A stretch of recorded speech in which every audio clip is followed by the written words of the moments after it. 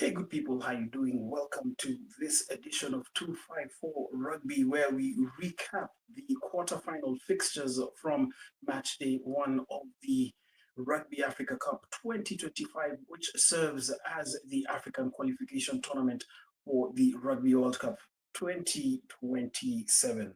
Well, my name is Michael Kwambo, and there were four matches played on Tuesday, 8th of July at the Mandela Stadium in Kampala, Uganda. Four high stakes quarterfinals, eight nations, emotions, tries, drop balls, and now only four remain in the hunt for continental supremacy. Let's break down the matchups here, and we start with the opening quarterfinal. Defending champions Zimbabwe, they were up against Morocco. It was a game where we actually saw Ian Pryor, turning on the style, putting on a man of the match performance um, for Zimbabwe. They won this game by 43 points to 8. Let's just get down to talking about it. Well, Pryor, he was flawless from the tee, 100% kicking off both conversions and penalties. Well, there was also a supporting cast of Hilton Udariki, Tapiwa Mafura, and Edward Sigauke, who we saw in Nairobi during the Bartes Cup in 2021 and 2022, I think, maybe also 2023. But they definitely were the people to put Zimbabwe in control in that fixture. Morocco had some brief moments of flair at the start of both halves, but they were clearly second best.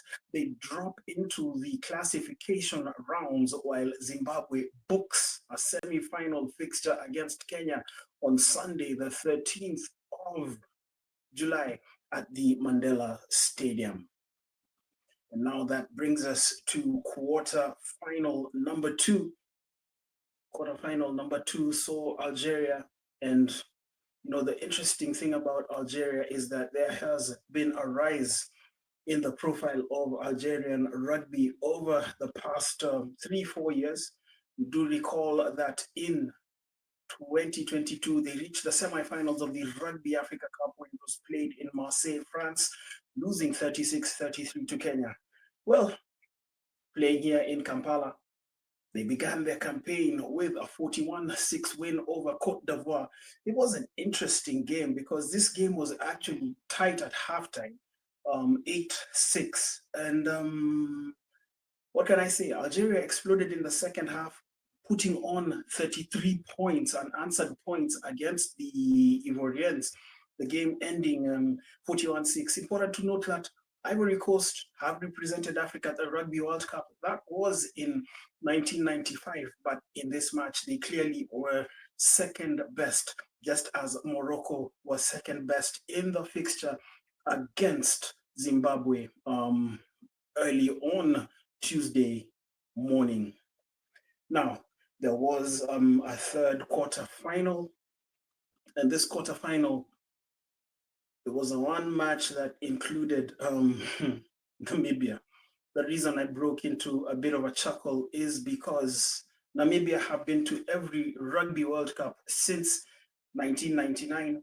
And let's look at it this way. This game was 17-7 at halftime in favor of Namibia. Namibia turning on the style in the second half, putting on 38 points, but the Senegalese responding with 10 points, eventual score 55-17. What can I say about Namibia? They, were in form in this game. Senegal obviously punching above their weight and rattling the Namibians with 17 points. I do recall, must have been about a decade or so ago when these two teams played in the Rugby Africa Cup Group B or Tier B competition final. I think it was in Madagascar, a game that ended 55-39 or thereabouts. But there is pedigree in Namibia, there is pedigree in Algeria, in Morocco, in Senegal as well, and Ivory Coast. And just looking at a trend from the games on Tuesday is that yes, they did start their halves strong, but faded away. Obviously, out-muscled, out-thought. But obviously, you can also tell one more condition lacking from their game aspect. It's that of conditioning, because they faded away, and that is evident in Algeria getting the best of the opponent's Ivory Coast. It's also evident in Zimbabwe pulling one over Morocco, and as well as Namibia doing a number over who? Over none other than Senegal. Now, there was the big fixture on match day one of the Rugby Africa Cup quarterfinals, and it was the match between the eternal rivals. It was the match between the eternal rivals. That is Kenya and Uganda. Uganda, obviously the hosts, and they were brimming with confidence in this fixture against the Kenyans. And I'm going to just, what can I say, tell you, this was a game, an East African derby that delivered as always. Remember, this was the final match of the day. The Simbas of Kenya edging Uganda in a thrilling 32-24 victory. It was a match that saw Griffin Chow score 2 tries for the Simbas, you know, burning his Ugandan defenders with his electric pace.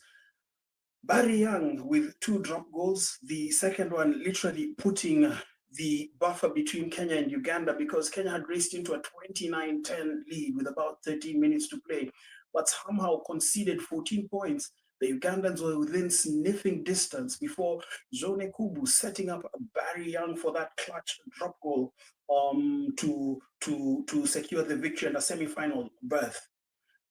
The Cranes, well, they pushed hard in the final quarter. They closed the gap to just 5 points, but the Kenyans, you know, they held their nerve.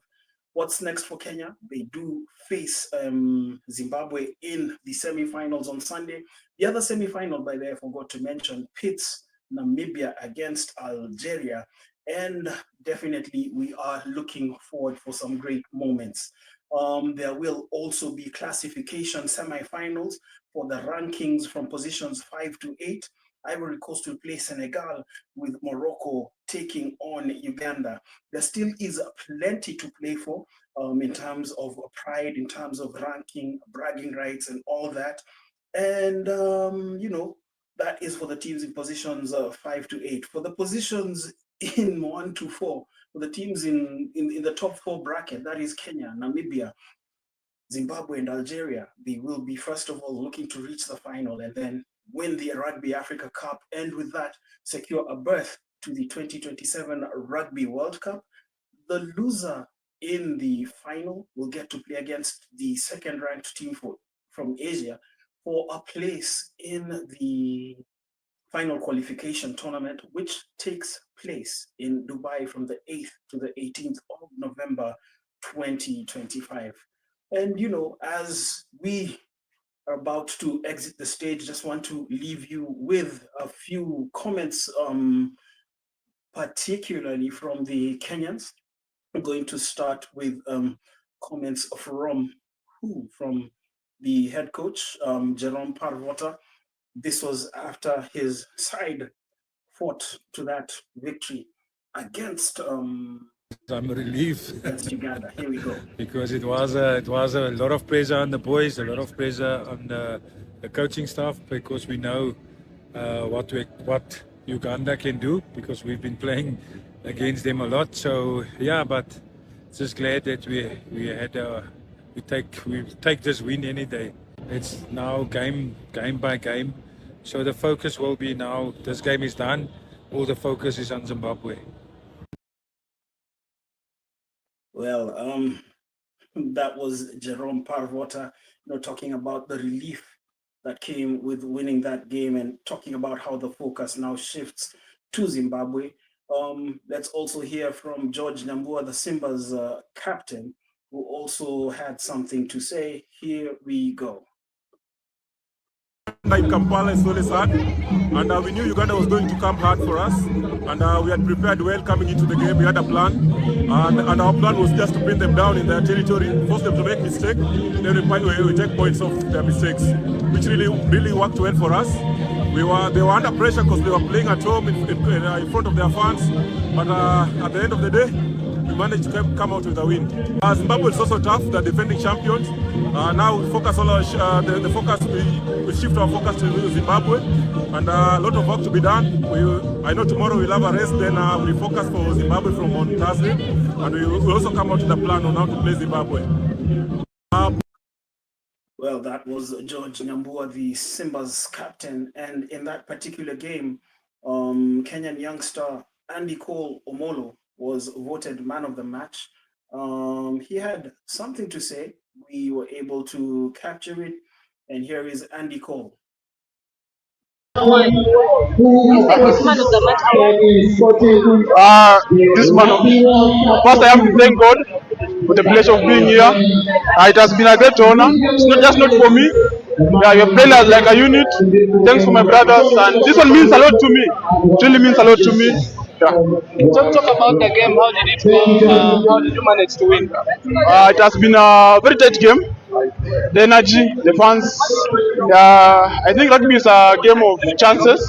We utilize our chances well. That's why we won. And Uganda is a good team. It is always a pleasure to play Uganda. It's always a derby because we are neighbors. Yeah, so it was a tough game. Yeah, and what do you expect moving on? We're going to correct on our mistakes. Then I think going on, just going to work on our skills and our structure. Yeah, end video. And lastly, want to leave you with one of the electric tries scored by Griffin Chow. Remember, he struck a brace. It was an exciting brace.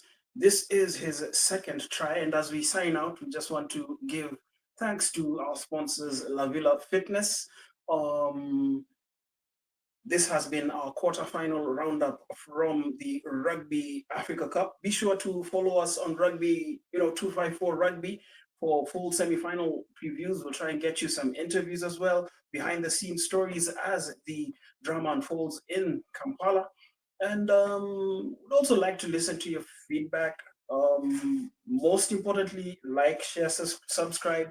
We are trying to bring you Kenyan and African rugby to the world, one episode at a time. But for now, we leave you with Griffin Chow.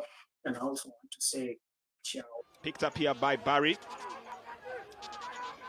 Kenyans looking to gain territory here. John Kubu Tavanga, big favorite here for the Simbas as they get a chance here, looking to sweep their way towards the try line. And try time it is. The Simbas draw first blood.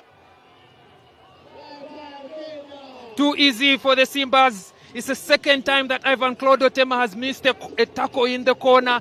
And even after missing that tackle, his teammates were not in position to make that try-saving tackle. And man, it's so easy, especially knowing that the changes had been made. Ivan Claude Otema returning to the national team since 2021. His second attempt to make a tackle wasn't successful. There it is, Claude Otema beaten for pace on the outside. Aaron Ofoeros trying to come and make that cross-covering tackle, does not make it. Kenya have shown time and time again that they will score fast against Uganda. It took about 20 minutes and the floodgates, not yet floodgates, but maybe the crevice has just opened.